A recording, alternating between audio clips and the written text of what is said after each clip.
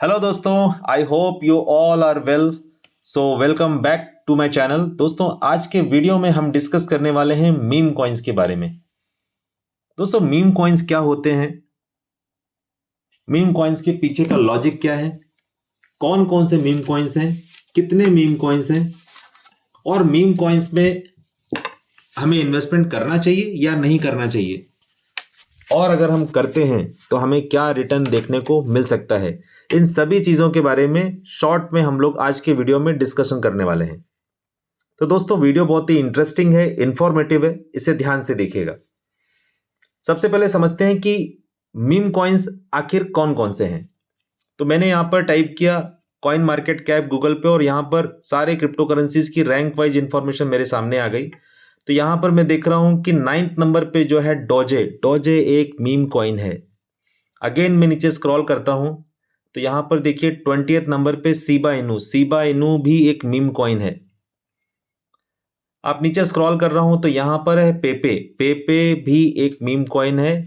और 4th number पे आता है ट्रम्प साहब का मीम कॉइन, यानी अमेरिकी राष्ट्रपति ट्रम्प साहब का मीम कॉइन है 37th नंबर पे, जो कि मीम कॉइन्स की कैटेगरी में 4थे नंबर पे है।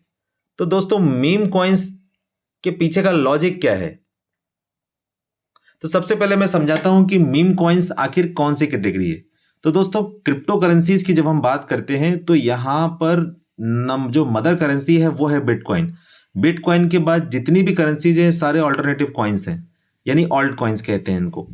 ये जितने भी ऑल्टरनेटिव कॉइन्स हैं इनमें कुछ स्टेबल कॉइन्स हैं, कुछ मीम्स हैं, ऐसे अलग अलग कैटेगरीज है। उसमें से एक कैटेगरी है मीम की। तो टोटल मीम्स कितने हैं पहले वो चेक करते हैं।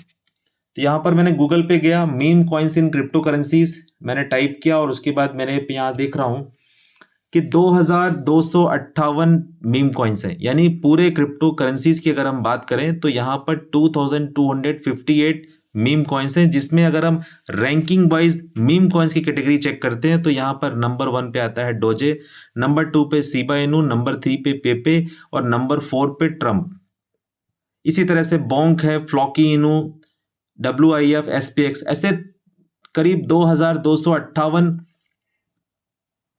मीम कॉइन्स है इस पूरे वर्ल्ड में। इनमें से अगर हम मार्केट कैपिटलाइजेशन देखें, यहां पर देखिए ऊपर आपको मार्केट कैप दिख रही है, यानी टोटल फंड इन सारे मीम कॉइन्स में जो लोगों ने इन्वेस्ट कर रखा है डॉलर फॉर्म में आपको यहां दिख रहा है टोटल मार्केट कैप में।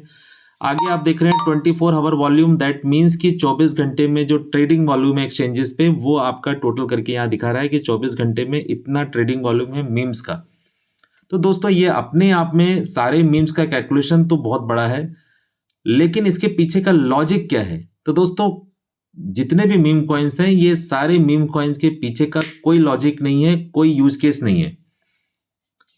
तो फिर इन कॉइन का प्राइस तो फिर ये बेसिकली क्या है, तो दोस्तों ये बेसिकली एक कॉन्सेप्चुअल प्रोजेक्ट्स हैं, यानी एक कॉन्सेप्ट है, इनके पीछे कोई रीजन नहीं है, कोई लॉजिक नहीं है। यानी फ्यूचर में ये कॉइन रहेंगे या नहीं रहेंगे इसका भी कोई प्रूफ नहीं है, क्योंकि एक group of person, group of community इसको लॉन्च करती है, अपना पैसा लगा के इसको पंप करती है, तो आप इसको उसके बाद जब प्राइस में बूस्ट आता है तो ये विड्रॉ करते हैं। तो बेसिकली आप इन कॉइन्स को कह सकते हैं ये पंप एंड डंप स्कीम है, स्कीम्स हो सकते हैं बहुत सारे मेजॉरिटी ऑफ द प्रोजेक्ट। तो यहां पर इन कॉइन्स में हमें रिटर्न, कुछ कॉइन्स की अगर हम बात करें तो यहां पर हमें रिटर्न अच्छा देखने को मिलता है कुछ अच्छे कॉइन्स में। तो सवाल ये उठता है कि कॉइन्स के पीछे लॉजिक भी नहीं है, यूज केस भी नहीं है, तो फिर प्राइस में मूवमेंट कैसे देखने को मिल रहा है।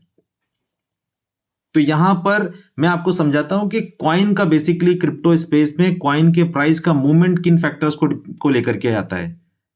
तो दोस्तों, किसी भी क्रिप्टो करेंसीज में अगर हम कॉइन के प्राइस को ट्रेस करें तो यहां पर हमें देखने को मिलता है कि किसी भी क्रिप्टो करेंसी का प्राइस जो है वो लॉजिक कॉइन के यूज केस पे डिपेंड करता है, प्लस उसका कॉइन के पीछे का लॉजिक क्या है, उसकी यूटिलिटी क्या है, प्लस उसके कम्युनिटी क्या है, कम्युनिटी अवेयर है कि नहीं है, प्लस कॉइन्स की डिमांड और सप्लाई कितनी है, कॉइन्स की टोटल सप्लाई कितनी है, प्लस उसकी सर्कुलेटिंग सप्लाई कितनी है।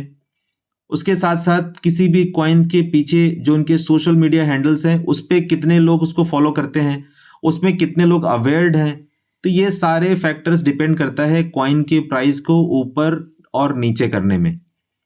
तो यहां पर इन सारे कॉइन्स का लॉजिक यूज केस तो कुछ नहीं है, लेकिन एक चीज यहां देखने को मिल रही है, वो है कम्युनिटी। एक अच्छी कम्युनिटी कंटिन्यूअस वे में लॉन्ग टर्म होल्डिंग के साथ पे इन्वेस्टमेंट करी हुई है, तो यहां पर प्राइस जो है ना धीरे धीरे धीरे धीरे इंप्रूव हो रहा है। लेकिन हमें इन्वेस्टमेंट करना चाहिए या नहीं करना चाहिए, तो आंसर है मीम कॉइन्स में वही पैसा डालना चाहिए जिसको खो जाने पे आपको कोई दुख ना हो। तो मीम कॉइन्स में किसका कोई लॉजिक नहीं है, ये कब खत्म हो जाए आपको नहीं पता। तो मीम कॉइन्स में हमें इन्वेस्टमेंट मेरे सलाह से 15 से 20 हजार से ज्यादा नहीं करना चाहिए, अगर हम लॉन्ग टर्म होल्डिंग या लंबे समय के हिसाब से बात करते हैं। बाकी इतना ही करना चाहिए ऐसा नहीं है, आपकी मर्जी, आपका पैसा, आप जितना चाहे डाल सकते हैं। आप लाखों में डालिए, करोड़ों में डालिए, ये आपकी मर्जी। लेकिन बैकएंड पे जो रीजन है वो मैंने आपके साथ शेयर किया है दोस्तों। तो दोस्तों आज के वीडियो में इतना ही। वीडियो अगर आपको इंफॉर्मेटिव लगा है, इंटरेस्टिंग लगा है, तो लाइक कीजिएगा, सपोर्ट कीजिएगा। और अगर आपको लगता है कि वीडियो किसी और को शेयर कर सकते हैं तो डेफिनेटली कीजिएगा। और अगर आप मेरे चैनल पे नए हैं तो ये चैनल को सब्सक्राइब कीजिए, ताकि मैं ऐसे और इंटरेस्टिंग वीडियोस क्रिप्टो करेंसीज के बारे में आपको देता रहूं। तो दोस्तों मिलते हैं जल्दी नेक्स्ट वीडियो में, तब तक के लिए good bye and take care. Thank you.